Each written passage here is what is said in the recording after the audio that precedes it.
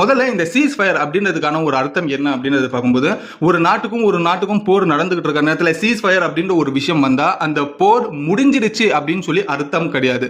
இப்போதைக்கு அந்த போர் நிறுத்தப்பட்டிருக்குன்றது தான் அதுக்கான ஒரு அர்த்தம் அப்படின்றது தெரிஞ்சுங்க. ஏன்னா நிறைய பேர் நம்ம மக்கள் வந்துட்டு ஓகேப்பா பாகிஸ்தான் இந்தியா டென்ஷன் ஒரு வழியா நின்றுச்சு, ஒரு வழியா ஒரு முடிவுக்கு வந்துடுச்சு அப்படின்ற ஒரு விஷயம் நம்ம நினைச்சுக்கிட்டு இருக்கோம். அப்படி கிடையாது.